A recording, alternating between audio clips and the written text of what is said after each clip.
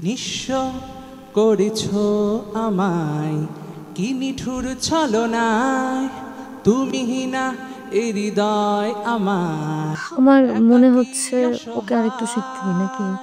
হ্যাঁ? আরেকটা গান শুনছো দিছো না? মনে হচ্ছে যে তুমি সারাক্ষণ কেন তুমি কি মিছে করি আসলে? হুম? মায়ায় বেঁধে। হ্যালো। হ্যালো, কেমন আছেন আপনারা? আইডিয়াটা শুনবো। আমরা ভালো আছি। আপনি ভালো তো? হ্যাঁ, আমি ভালো। আপনাদের দেখে তো আরো ভালো হয়ে গেছি। একটু বলতে চাই, আলেয়া ম্যামকে তো চিনি, আকাশ স্যারকেও চিনি, আর সালমা ম্যামকে চেনো না? আমার মনে হয় তুমি চেনো না। কি বলেছেন? আমি আসলেই চিনি না। সালমা ম্যামকে আপনারাই বলুন। দেখো তো এখানে আছে। আচ্ছা, ওনাকে পরিচিত লাগছে। হ্যাঁ, ওনাকে আমি ৩.৫ বছর বয়স থেকে দেখেছি।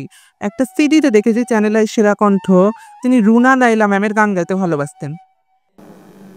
স্টেশনে রেলগাড়িটা বাহ বাহ বাহ বাহ।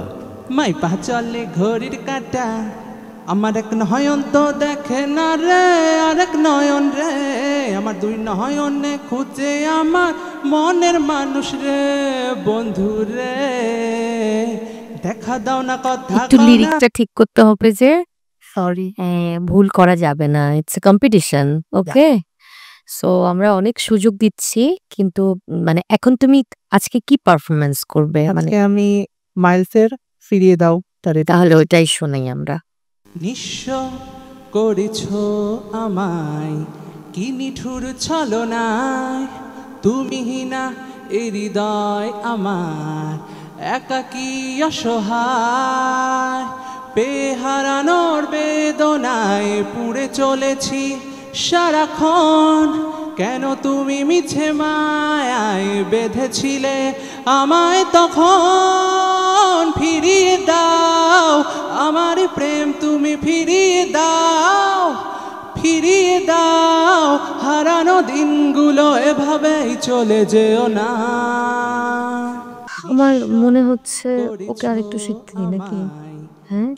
আরেকটা গান শুনছো দিছো না? মনে হচ্ছে যে তুমি কি কি করি আসলে? হুম?